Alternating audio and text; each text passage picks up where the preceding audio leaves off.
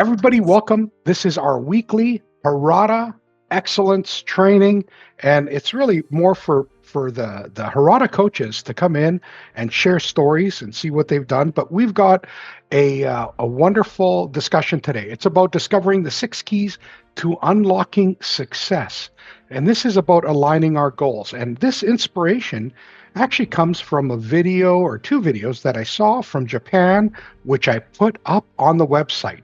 It's under From Japan. I think that's where I'm going to put it, somewhere there. And it's Shohei Ohtani and more importantly, Takashi Harada talking about successes from other students. And he gave up 6 keys. I'm going to tell you them right away. And then both Brenton and I are going to dig into those. So 1, team-wide goal creation. So important that you do it as a team. Number 2, clarity and specificity. I'm glad I got it right. Number 3, motivation and energy. Number 4, implementation and consistency. Number 5, visualization and emotion. And number 6, the last key, which I think is great, affirmation and alignment. And it works both for businesses or individuals.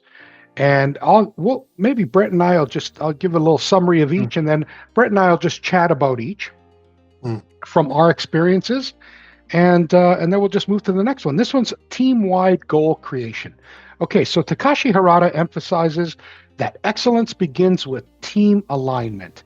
Goals should be created collectively and shared openly. This ensures all members work together for the same purpose.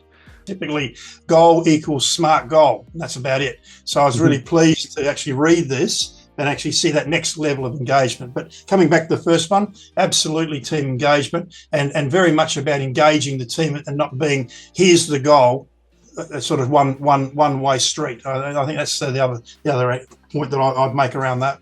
So I don't care if it's one person or if it's a whole team of people. It makes no difference. Create it with someone. That's the message.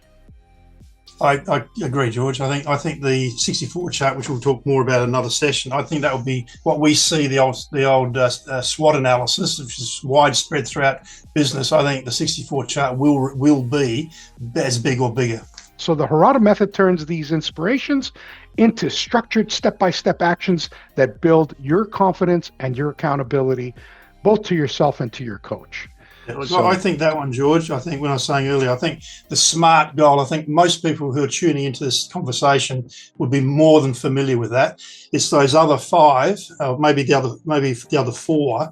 I think they're the ones that I think will be some more insights than perhaps we've exposed in the past. Harada explained that the national team set out to win the World Cup to inspire the nation, and this is, again, when I was reading the text, because it was all in Japanese, I think they just had an earthquake or a tsunami or something, and it devastated the countryside. And that's what was intangible for others. He wanted, and the team wanted to, give everybody courage and motivation. That was, by winning, they would give the country courage and motivation to continue, and they needed it. So it's a much higher purpose than just winning for yourself. Do you care? Do you care about the goals you're trying to achieve? So that's good. Implementation and consistency is the next one. So the Harada method revolves around disciplined daily action. No one knows that better than me. Whether through self-managing routines or consistent reflection, implementation ensures goals are translated into habits. So really, you're taking the goal and taking small steps to get there. Your motivation builds. As these small steps happen, it creates a habit. And what I heard Harada say was amazing. He said, your open Windows 64 chart, this is not like a tool. It's a habit. When you create this tool and you use the tool and you mark things off, marking them off, completing one OW64 leads into the next. This is I think he called it a success skill, right? And success, he says, is a skill versus, something that's left to chance. And I would agree based on what I've seen with Shohei Ohtani and others. Success is a skill here, and it's related to OW64. What are your thoughts, Brenton?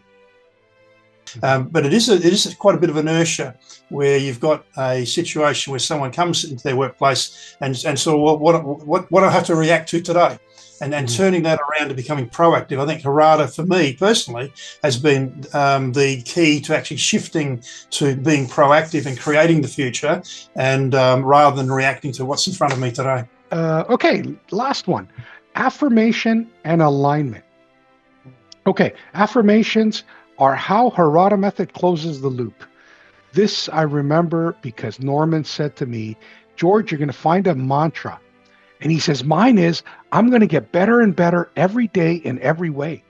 And I've heard it before, but when Norman says it, he's not kidding. He wants to get better and better every day in every way, because he was seeking at the time more like perfection, like he wanted to be an enlightened person.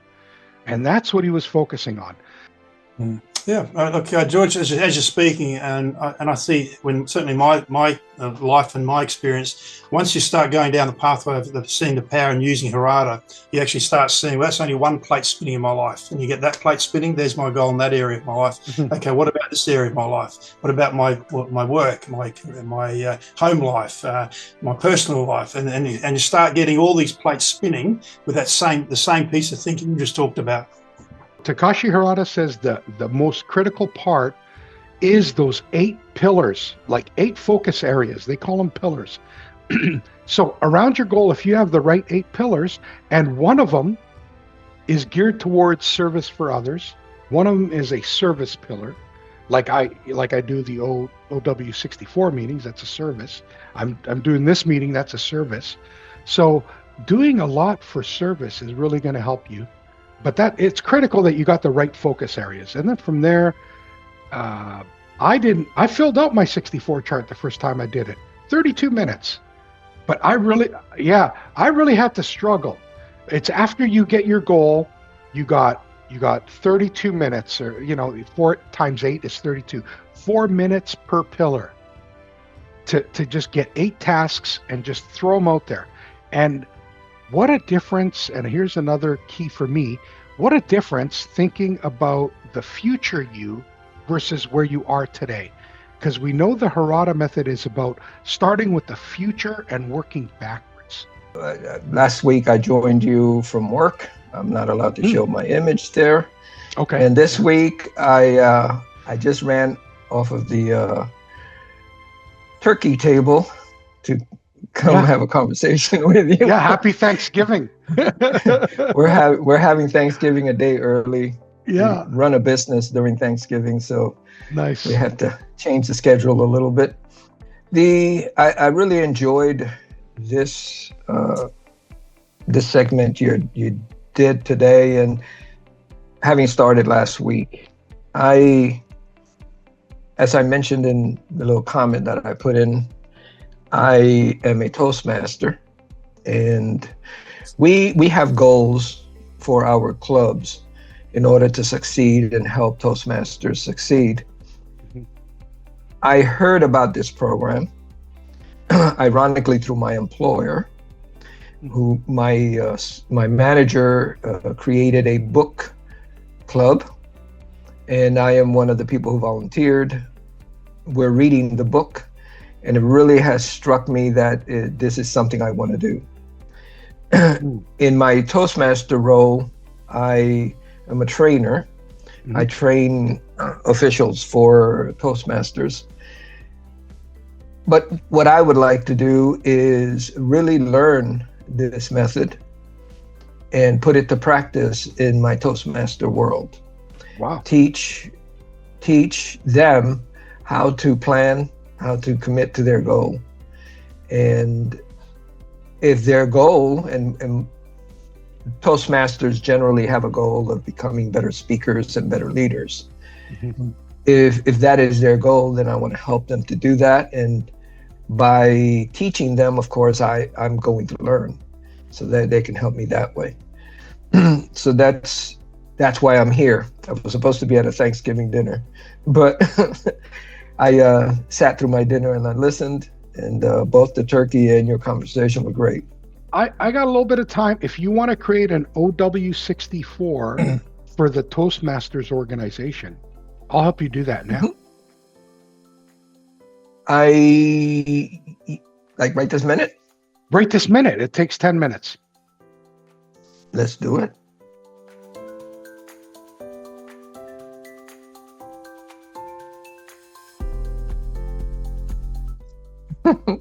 Thank you. Yeah. So is it still getting? You're still getting a fair bit of buy-in. Are those sort of young managers finding their way to you?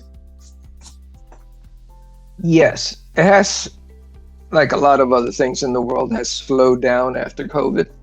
Yeah. You know, getting people to become active is difficult, but I can see the increase slowly. Weekly, you might get a few people interested, and we're somewhat struggling to drag people in, I guess you could say. People have the tendency nowadays they want to be part of something, but they don't want to work that. They just want to be part of that. That's where the sales funnel comes in, Santos. Some people have to just think about it, sleep on it, procrastinate long enough until finally they say, this is the most important thing I got to do in my life.